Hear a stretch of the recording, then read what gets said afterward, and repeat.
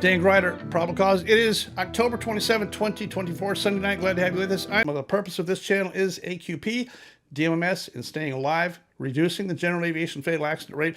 Let's get to the general aviation fatal accident rate. I've got all that stuff on the sheet right here. I'm going to go over a couple of accidents for you first here as we talk about that. And then I know you want to hear about this defamation thing, but rest easy. It's over. The whole thing. We won huge, and I'm going to tell you all about it. I'll show you the documentation. Let's take a look at this. I'll put this up on the screen here for you. A couple of them that I'm going to talk about. November 6077 X-ray. That's the King Air 90 in California. Elliot Alper, 78 years old. This is a medical incapacitation. He actually died in flight. Should this be a general aviation fatal accident? Well, it kind of is. Doesn't really have anything to do with anything except that he died in flight and his wife landed the airplane. So it goes on the list, and there's nothing really with it we can do that. That's it's one more. The next one we're going to talk about here is the BE 9555. That's the Baron 73 Whiskey Alpha. We already talked about that. Ali Safari, age 73. He flew into Catalina Island. I found out that he was there. He did have an engine problem getting his airplane started off of Catalina Island. He knew that he was making a night takeoff. The actual owner of Catalina Island or the manager or somebody in authority helped him get that airplane started, jumped it off to get it started, and then they taxied out, knowing full well that the entire airport is closed, there's no runway lights, and unintentional IMC after takeoff. This is category number 4, drove it right straight into the ground. Was it legal or illegal? Well, by the FAA standards, there is no legal or illegal on this. It's simply a night takeoff.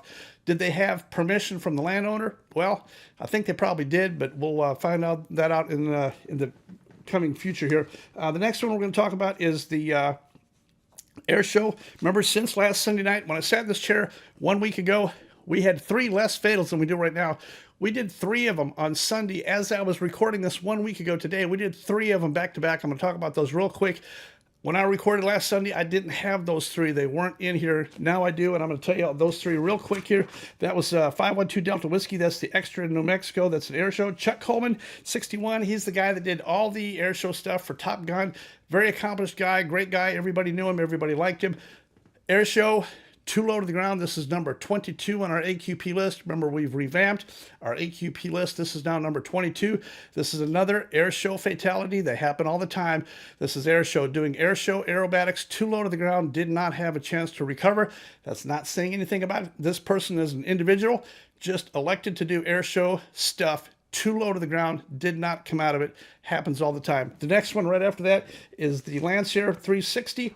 That's Greg Muller, 62 years old.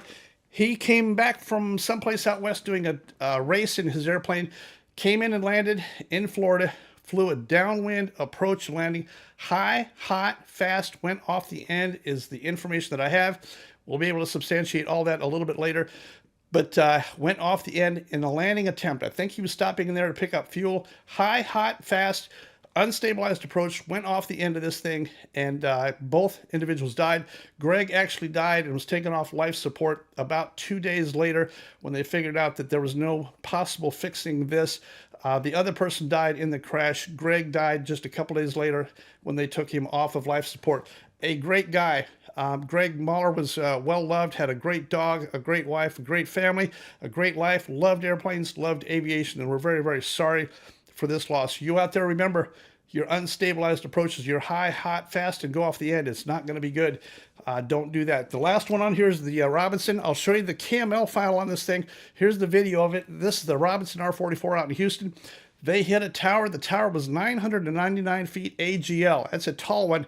Had no lights on it. I think it had one little blinky light. Supposed to have all kinds of high-intensity strobes and all that kind of stuff. Had nothing. The girl flying the helicopter, her name was Samantha Gronbosch, 34 years old. She hit the tower at about the 600-foot level. Here's the KML file in video form showing you. You can see the actual tower right here, and you can see where she was.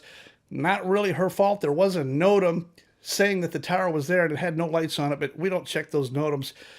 What you got to do is you got to put strobes on these towers. It's not fair to a pilot to be out there flying around a 1,000-footer out there standing up in the dark. That's just simply not fair. I'm going to go over the data, what I've got on the screen here. I'm going to show it to you in graphic form and then in colorful form here. But here it is, just off the page here. Remember, as of today, we have 134 general aviation fatal accidents. 1 year ago today, we had 147. Remember that as of today, we've consumed 301 days of 2024. As of 1 year ago today, we'd only consumed 300 days. Our fatal accident rate per month, fatals per month, is 13.578 as of today, compared to 14.948 as of 1 year ago today. We finished up the year last year at 174. Currently, we have 134. That means we are still a full 40 fatal accidents less than last year as of right now. That means that we would have to have basically about 20 per month for November and December just to tie what we ended up with in 2023. Remember, 2023 was a banner year. Best we've ever done. Lowest general aviation fatal accident rate we have ever seen was 2023. 2024, I believe, is set to improve on that even more. I sure hope so. You guys fly careful out there. I want to show you the numbers that we've done here. We're updating the general aviation data database, and I'm just going to show you a quick clip here. Here's the new categories. I'm going to read them to you off the list here. Remember, we've added 10A and 10B. 10A is a medical incapacitation. 10B is suicide. And then on the UFIT side of the equation here, we've added number 20, which is ROTOD, reduction of thrust and takeoff. 21, the impossible turn. 22, air show operations, which is what we had last Sunday night. 23 is out of gas. 24, in-flight breakup. So we've added some categories to it. We're going to be updating this. We're adding the data. The point is, in the next couple of weeks, we're going to have all the data dumped in so you can see this data for free and you can sort it however you want to. It's a fantastic operation. I'll explain it all to you later. It's part of the DTSB. If you want to help support the DTSB, you can send a check to this address here. The DTSB is a legal 501c3 nonprofit. Your donation is tax deductible, and you can help us out with that. This database is going to be huge.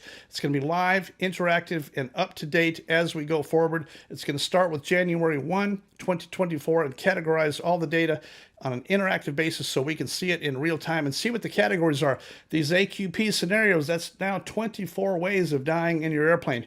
You figure out which ones are most likely for you and get ready and get set for the ones that you need to beef up on and be ready so that you don't die in your general aviation fatal accident category, so that you don't end up on Dan's list.